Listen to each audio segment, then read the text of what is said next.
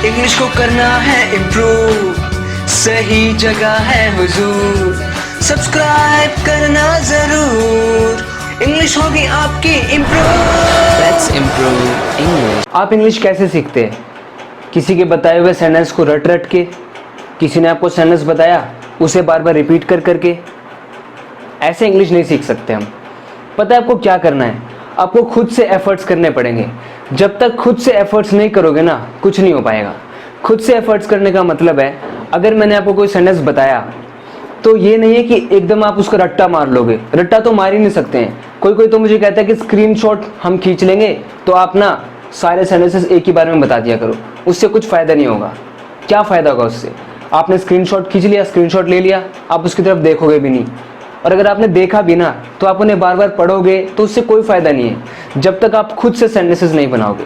तो जब भी मैं किसी वीडियो में कोई आपको सेंटेंस बताता हूँ ना कि इसको इंग्लिश में ऐसे कहते हैं, तो आपको उसके स्ट्रक्चर को अच्छे से समझना है कि वो किस तरीके से सेंटेंस फॉर्म हो रहा है, ताकि आप टेंस चेंज करके, टाइम चेंज करके, पर्सन को चेंज करके, वर्ब को चेंज करके, अलग अलग तरीके से उसमें चेंजेस करके आप सेंटेंस बना सके।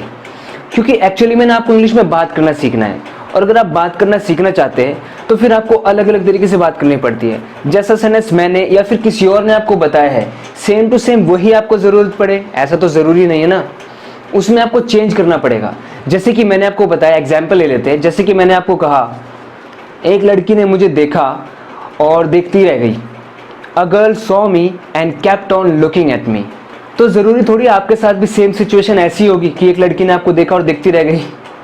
हो सकता है कि फ्यूचर में बनाना चाहे कि वो मुझे देखेगा, वो तुझे देखेगा और देखता रह जाएगा, वो कंप्यूटर देखेगा और देखता रह जाएगा। इसी से कितने तरीके के सेंटेंसेस बन सकते हैं, आप खुद ही देखिए। मेरे पापा ने मुझे देखा और देखते रह गए, पढ़ाई कर रहा था मैंने उसकी नई ड्रेस को देखा और देखता ही रह गया। मैं वहाँ गया और सब लोगों को देखता ही रह गया। यानी कि कभी नेगेटिव बन जाएगा, कभी पॉजिटिव बन जाएगा, कभी कोई पर्सन चेंज हो जाएगा, कभी लड़का कभी लड़की आ जाएगा, अलग अलग चेंज होते हैं। तो आपको सेंटेंस को रटना बिल्कुल भी नहीं है, आपको सेंटेंसेस की प्रैक्टिस करनी है। और रोज़ मैं आपके लिए सेंटेंसेस लाता ही रहता हूँ। आपको ये चिंता करने की ज़रूरत नहीं है कि आपको सेंटेंसेस कहाँ से मिलेंगे और आप इंग्लिश कैसे सीखेंगे। ऑलरेडी मैं इस चैनल पे बहुत सारी वीडियोस अपलोड कर चुका हूँ, अलग अलग टॉपिक्स को मैं आपको समझा चुका हूँ। आपको कहीं पर भी कोई कन्फ्यूजन है, कोई ग्रामेटिकल कन्फ्यूजन है कि ये सेंटेंस गलत है या सही है, किस तरीके से सेंटेंस को बना सकते हैं, इन सबसे संबंधित कोई भी आपको अगर कोई प्रॉब्लम आती है तो मैं हूं ना आपका डाउट सॉल्व करने के लिए। अगर मैं आपको समझाने की कोशिश करूं, लैंग्वेज सीखी कैसे जाती है? लैंग्वेज हमेशा सीखी जाती है सुनकर।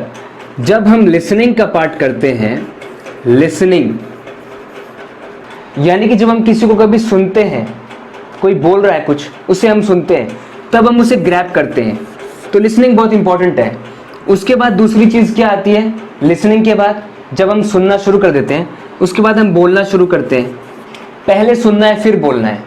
तो फ्रेंड्स, उम्मीद करता हूँ आप मेरी बात को मानेंगे और सेंटेंसेस को रटने के बजाय उन्हें समझेंगे, अच्छे से इंग्लिश सीखेंगे। इसी तरीके से आप अपनी इंग्लिश को इम्प्रूव कर सकते हैं, वरना रट्टा मारने से कुछ नहीं होता। कोई ज़्यादा आप किसी चीज़ को रट्टा मारोगे ना, आप भूल जाओगे उसको। उम्मीद करता हूँ आपको मेरी बात समझ में आई होगी। मेरी वीडियोस को देखते रहने के लिए और अपनी इंग्लिश को इम्प्रूव करते रहने के लिए इस चैनल लेट्स इम्प्रूव इंग्लिश को सब्सक्राइब जरूर करना, अगर आपने अभी तक नहीं किया है तो।